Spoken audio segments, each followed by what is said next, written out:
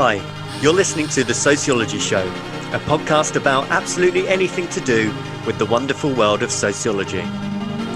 Whether you're a teacher, a lecturer, a student, or just taking a passing interest, this podcast will look at a range of issues from social class, ethnicity, gender, sexuality, religion, crime, education, and anything else that sociology has to offer. My name is Matthew Wilkin, and each episode I will speak to someone working in the field of sociology and let them explain all about their own interests, their research, and their experiences. So, put your earphones in, turn the volume up, and let's be sociology geeks together, eh? Hello, and welcome back to a new series of the Sociology Show podcast. I hope you've enjoyed your summer break, if you're in the UK, or just enjoyed yourselves in general, wherever you are in the world. Thanks to the wonders of modern technology, I can now see where everyone downloads the show from. So I know that most of you are in the UK, quite a few of you in America and Australia, but I can see that people are listening in far-flung places: Taiwan, Brazil, Peru, Indonesia, Canada, and I'm also interested, there's one regular downloader in Andorra as well. So thank you very much to all of you who do download the show on a regular basis. So before we get stuck into the interview for today, I would firstly like to introduce a new sponsor for the show, and that's in the form of Collins. Now, Collins produce high quality student books, teacher guides, and unbeatable value revision resources for GCSE and A-level sociology. Now, the Sociology Show listeners can get 25% off Collins Sociology resources until the end of December 2021. And that includes a new book, How to be a Sociologist, an inspiring introduction to studying sociology at A-level and university. So if you are interested in purchasing that book, or you want to see what other resources Collins have on offer and you want to get 25% off, good deal that, then simply head to collins.co.uk/sociology and enter the code Sociology Show at the checkout. Terms and conditions apply, but 25% off. In particular, if you want to check out that book, How to be a Sociologist, then please do check out. I'll give you that website address again. That's collins.co.uk/sociology. And so the Sociology Show podcast continues to also be brought to you in association with Tutor2U Sociology, the exam performance specialist for A-level and GCSE sociology students and teachers. And so they've got a website as well. You can check out what they've got on offer if you visit tutor2u.net/sociology, and there you can pick up revision guides, flashcards, revision videos, and everything else that you need for your A-level or GCSE sociology studies. And so on to our first guest of the new series then, and I was delighted to interview Dr. Chris Till from the Leeds Beckett University, and Chris's specialist areas are to do with health, new media and technologies. And so without further ado, let's go over to the interview with Dr. Chris Till. Chris, thank you very much for joining me. Hi, Matthew. So Chris, I always ask people to start by telling us a little bit about who they are and what they do, if you don't mind. Yeah, of course. Yeah. So my name's Chris. I'm a senior lecturer at Leeds Beckett University. And I'm a sociologist. I'm there in the sociology group in the School of Social Sciences. I've been there for about 8 years or so, and I've taught and done research at a few other places before that. My teaching and my research is mostly around kind of health and technologies, particularly kind of new media kind of technologies. I'm quite theoretically interested as well, and draw on quite a few different kind of theoretical approaches. Excellent. And technologies in particular, what drew you into that area? I know that's going to be the sort of main area that we chat about today. Why the interest in that? Are you a techie yourself, Chris? Not that much. I've become more like that. I wasn't really, when I was sort of a teenager and that kind of age, I wasn't really at all. I think I've more got into it through being sort of sociologically interested in it, really. Yeah. And I think I got interested in it really because through a kind of a theoretical interest. I got really into Michel Foucault, who probably a lot of your listeners will be familiar with. When I was doing my undergraduate degree and my postgraduate degree. And it was through his kind of way of understanding technologies in this really broad sense, not just sort of machines and devices and things like that, but what he talks about is kind of technologies of the self and technologies of government and that kind of thing. So it's as much about kind of ways of understanding the world ways of kind of maybe exerting control over other people or ourselves as it is about actual devices. But it is those things as well. Yeah, and most people are obviously aware of sort of political biases and how the media is controlled, but you go into it in a lot more depth, don't you? Just how much of what we're seeing and reading is possibly not true or far from true, should we put it that way?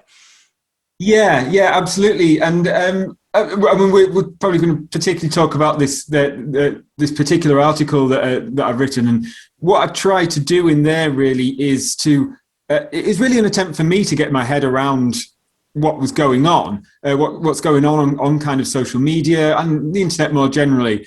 And there isn't really a distinction between social media and the rest of our lives anymore, if there ever was, really.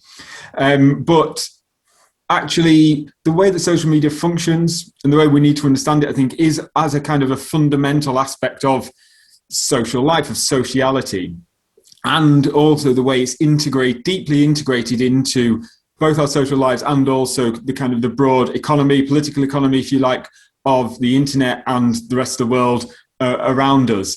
And yeah, it's becoming, I think, increasingly difficult to make distinctions between, potentially for a lot of people, between what's true and what's not true online, precisely because that's actually been an express intention for some groups to actually disturb that. And an unintentional outcome of some behaviours has been to disturb those notions of truth and false. You already mentioned Foucault there, but a lot of the postmodernists, I'm thinking of Zygmunt Bauman in particular, they kind of predicted this, didn't they? Talk of hyperreality and those sort of key terms. This has been predicted for a long time. This is the direction we were going in. Yeah, absolutely. Yeah, so all those, Bauman, Lyotard, and Baudrillard, and all those kinds of people have said this for a long time. Obviously, they were Bauman was writing until just a couple of years ago, but many of them were writing some of that stuff in the 1970s, 1980s. So obviously, they were seeing it a long time before the internet, certainly as we know it today, and the kinds of things we're talking about in terms of social media, and I think that just goes to show that these processes are much longer term, and that we do need to see them in that broader context of a kind of a broader media economy and kind of social context as well. So do you want to tell us a little bit more about your specific research into this area, maybe in terms of your methodology and what your sort of overall hypothesis is? Yeah, so I've been looking at it really, as I said before, I'm trying to kind of fundamentally just trying to conceptually, analytically get my head around what the situation is that's going on. And I started to think about, as many of us have done over the last couple of years or so, that there seems to be this problem with what's been called sort of fake news or disinformation and these kinds of problems.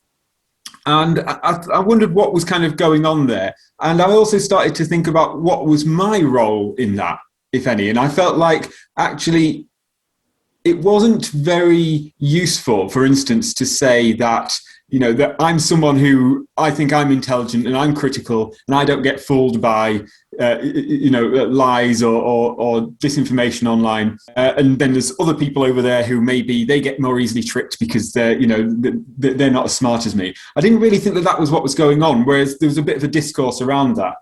And what I started to see when I was looking into this, that actually there's all kinds of strategies going on of various different groups who've got different interests in their own political and economic kind of positions, and also just everyday social behaviours which are implemented in this. So I started to see this through a kind of I started to think about this in terms of propaganda. Because observing what was going on, I started to think about, actually, is this something like propaganda, where actually some people are deliberately trying to kind of manipulate how we understand the world, how we understand what's our day-to-day lives, our relationships with other people, in order to produce certain kind of political outcomes, whether that's to try to encourage you to vote in this way or that way, or to get you to kind of get angry with this group or that group, in order to kind of change your political perspective. And I thought that was, to me, that was clearly going on. And all the kinds of things that we saw, the kind of revelations around potential interference of different governments in elections. We know that's gone on for a long time, really, but increasingly using social media and internet kind of methods. But also the kind of the revelations around the Cambridge Analytica groups kind of influence or purported influence on various elections and votes around the world. And it started to make me think, well, can we understand this through kind of a propaganda lens? But at the same time, I had this other side where I was thinking, actually, there's a lot of people who are potentially actually part of this issue, everyday internet users like myself, who aren't obviously involved in propaganda. But do these two things kind of come together?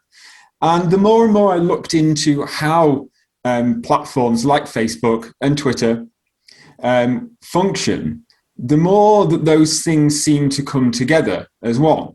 And I came across this concept from Russian kind of intelligence work, Russian statecraft, Russian kind of spying, developed in the mid-20th century, of reflexive control. And what this referred to was the way in which Russian kind of spy agencies would try to manipulate an enemy of some kind, a political enemy, a military kind of enemy, and they would try to manipulate them to behave in a particular way, but as if it was coming from their own kind of organic understanding, their own organic interpretation of the situation.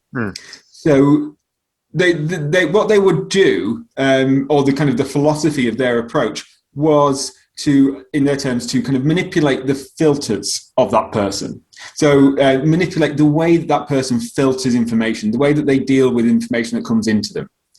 And they would do that by profiling that person. So this was always high-level kind of military leaders, high-level politicians.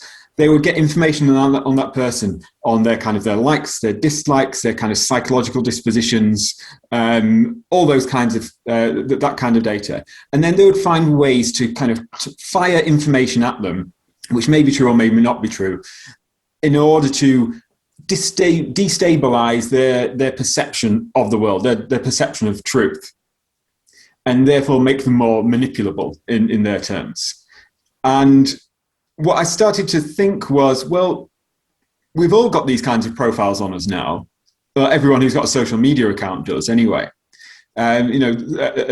All these social media platforms produce sometimes called psychographic profiles, or just data on our likes, our dislikes, our relationships with other people, our kind of interests, and they target us with information, usually in the form of advertising. And I wondered if this was what was going on, and this could be hijacked for these kinds of political purposes.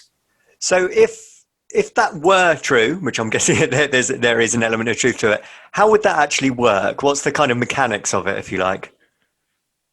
Yeah, so we saw this a lot in some of those kinds of instances. We've mentioned the Cambridge Analytica revelations and those kinds of things. But it works in various different ways.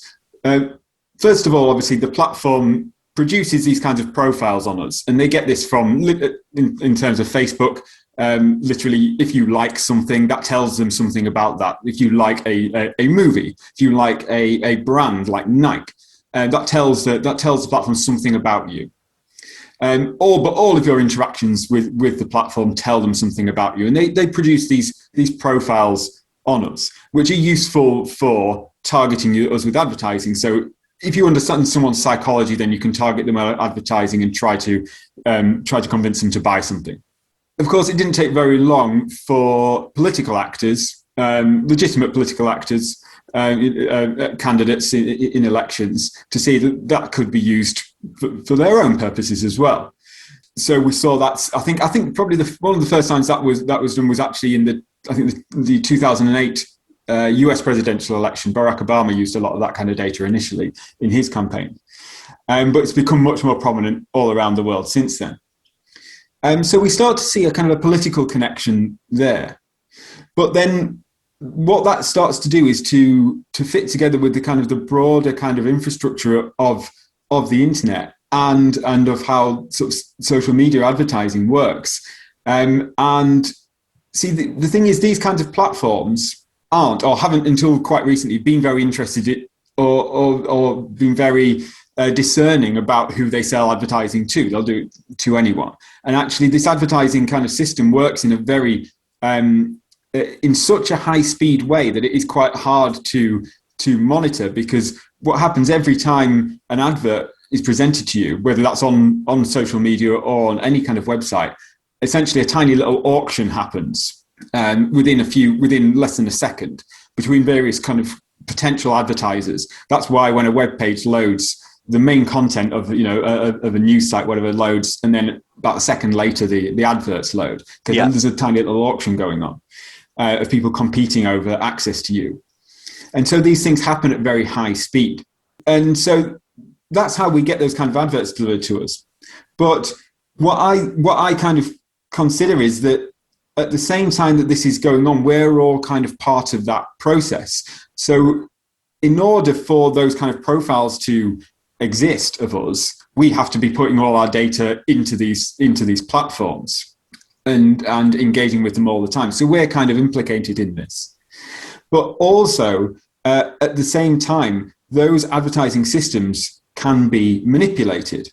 So I think there's people that are kind of producing this kind of disinformation, this kind of false information, who aren't necessarily politically aligned to the people who may or may not benefit from that. And so in the paper, I talk about the case, which has been quite widely reported, of some teenagers in Macedonia who set up a very successful kind of series of websites with totally false information. This is in the run-up to the Donald Trump's first presidential run, the 2016 presidential run. False information, particularly about Hillary Clinton and sort of pro-Trump news, which was entirely fabricated, just because they realized that through advertising that through Facebook, they could get a huge amount of views to their websites, which also had advertising on them. And then they could charge decent money for the adverts that were on their sites. So they found ways to manipulate that kind of advertising infrastructure of both social media and of kind of the broader World Wide Web. And it just so happened that the content which was the most valuable to these to them in that advertising infrastructure was basically fake news about Trump, about Hillary Clinton. So I mean, that's a really good example, actually, because my next question was going to be, who is they? You know, we often say they are trying to get us to vote this way, or to vote Brexit, or to support Black Lives Matter, or whoever it is. You've just given one example, but who in general is the they pushing that content? So I think that I talk about there being kind of essentially three categories of people involved in this. And again, this is actually a categorization I take from that kind of Russian spycraft, statecraft literature. And they talk about there being these kind of three groups of people who are involved in that, which is three groups of what they call agents of influence, people who are having an influence on how people understand the world and distribute this kind of propaganda. There's fully employed agents of influence, locally recruited and unwitting. And I think that those Macedonian teenagers are an example of the locally recruited. They're not actually employed by necessarily a political actor like a government or a politician, but they somehow get caught up in that. And in this case, it's just some people who found out they could make a decent income from spreading that propaganda. But probably the most significant, well, in one sense, most significant is what I refer to as fully employed agents of influence. So these are groups such as Russia's Internet Research Agency, who who have been widely reported as being interfering in foreign elections, such as the kind of elections in the UK, particularly the EU referendum, the Brexit referendum, and the presidential elections in the United States. And they use all kinds of tactics to manipulate the discourse online. So most significantly, they set up what's called sock puppet accounts on social media. So these are kind of just fake profiles in order to spread particular messages and actually to try to make real world, I'm using that distinction again, even though I said I shouldn't, but make kind of real world things happen. So we know that they have kind of essentially created protests by kind of stirring up kind of tensions between different groups and intervening actually on both sides, for instance, of kind of Black Lives Matter kind of arguments and of immigration arguments and things like that. And I've actually set up the initial Facebook groups for protests in some cases on both sides. There's other groups such as there's an Israeli-based group called PSY, but there's been reports of other ones recently in the Guardian's reporting. Was that the Pegasus, I think, which are essentially are kind of doing the same kinds of thing as the Russian Internet Research Agency, but just doing it for hire for other actors and other governments, and you know they quite openly tout their kind of their skills and their work around. But actually, it seems all governments are doing this, and the UK government has what's referred to as called the 77th Brigade. So this is a sort of a division within the British Army, which recruits people to work for them in what they refer to as unconventional warfare. To target social media and psychological operations, and this is just openly on their kind of website. They say that they use behavioural analysis to adapt behaviours of the opposing forces and adversaries. So it's almost exactly what I'm describing with reflexive control.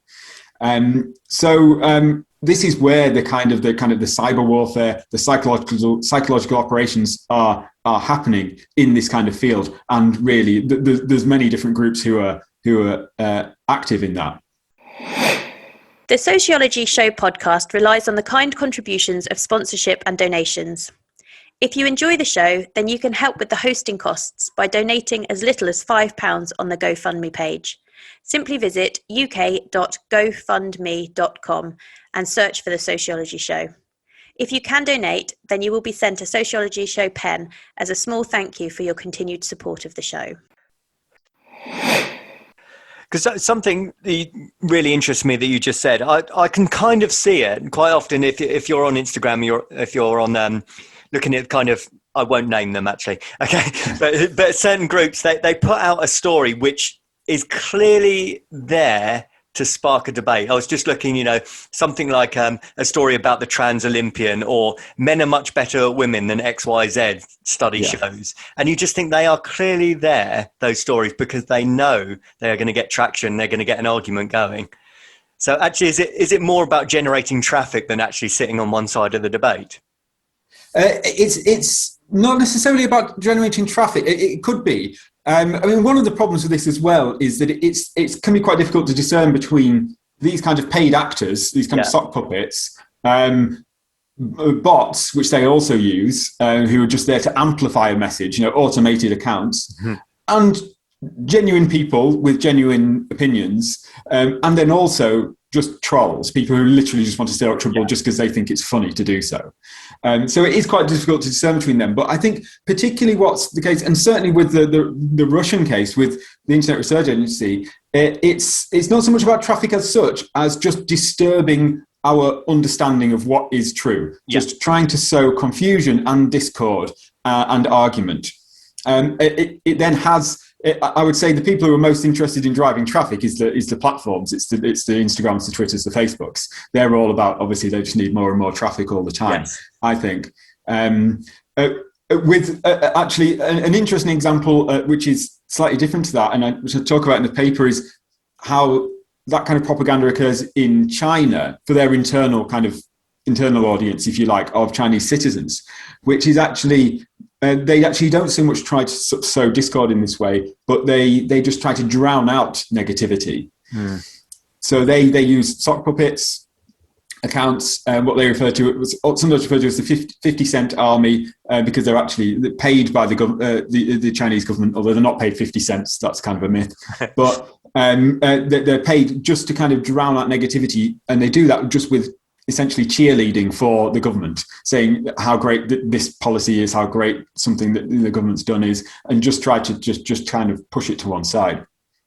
It's interesting you say about causing that divide, because increasingly I'm seeing this, that you have to be on one side or the other. You are either pro-Brexit or you're anti-Brexit. You are either left-wing or you're right-wing. You are either pro-trans rights or anti-trans rights, whatever it may be. It's very clever at causing that divide, and you're expected to sit in one side of the camp and stick with it, aren't you?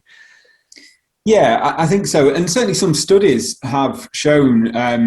I think I think it does happen here, but the studies that I've seen particularly have been in America, that the political divides have got more solid. I think a big survey was done maybe by Pew, I think, Pew Research Group, where they found that over time people have become less tolerant, for instance, of their children being in a relationship with someone of the opposing, being in a relationship with a Democrat if they're Republican, and vice versa. Oh, wow. It does seem that these divisions have kind of have solidified, and of course that's something that we've seen promoted, that kind of division at all levels of politics, of kind of formal politics. That certainly happened, like you said, around Brexit, and in America around all Trump's kind of actions, but it's there right through the discourse, I think, now, and to me that does benefit these kinds of political actors that I'm talking about. And I suppose ultimately we are aware of this. I think most people are aware that there's a huge amount of fake news out there, that we are being targeted, that these kind of things do exist, but we still fall into it. I have to punch myself sometimes for getting into a Twitter debate or something like that. We're all victims of it, and we all kind of fall for it, and we're all guilty of seeing something online and starting to share that information without even checking it first. Why is that happening, Chris? We're talking about a lot of people are falling for it, if you like. Yeah, I don't know if I've got a good answer to that, other than yeah. I do think, and that's really where the kind of the third of my kind of categories comes in, which is the unwitting agents of influence, which I think is essentially all of us. And that's always been present in any kind of propaganda. If you agree with me, want to see it in those terms, of people just spreading that information around once they've heard it. And the problem with that is that is a fundamental social thing, and that's a fundamental aspect of sociality, of our us as social beings. That's what we do. We share things, we share information, and the social media platforms, of course, are set up to enable that. They're all about that, because that drives more engagement, more traffic, and therefore more data for them. So we always inevitably will do this. But that's why I think, to come back to something I mentioned earlier on, that I think we can be very hard on other people, and often on ourselves as well, saying that this person or me has been stupid and has just shared this without thinking, whatever. And this is why in the paper I draw on an old, sometimes forgotten 19th century French sociologist called Gabriel Tarde. And he has this kind of notion of sociality, which is quite distinct. Well, he was a big enemy of Emile Durkheim, and they had totally opposing views. For Tarde, everything is about innovation and imitation in society. We get little bits of innovation, like when someone just creates a new word or makes a new meme or creates a new hashtag, if you want to see it in those terms. And then it gets imitated a lot as it gets copied and shared. And this happens in all aspects of social life. So that sharing and that imitating is so fundamental to what we are as kind of social beings, I think. So it's quite hard to kind of stop that. But I think where that becomes particularly dangerous here and problematic is that is feeding into that broader economy of social media and of the internet, that that in the process of us doing that, we're amplifying those kinds of those messages, or increasing those divides, perhaps, that you mentioned. But also, we're feeding that machine with more data. Everything we do online, helps create those profiles. So those profiles which are used to target us, we've created, and it's fundamentally it's not possible for us to kind of necessarily to fact check every single word that we use, everything that we share necessarily. If we use social media in the way it's intended to be used, because it's been designed, I think, for us not to think about it. And I kind of draw on this notion of kind of what a lot of the kind of, I think a lot of the digital world in general does. It tries to construct us tries to encourage us rather to react in an almost automatic fashion, and to be reactive rather than reflective. That the automatic thing to do is to kind of to retweet before reading almost, and certainly before fact checking.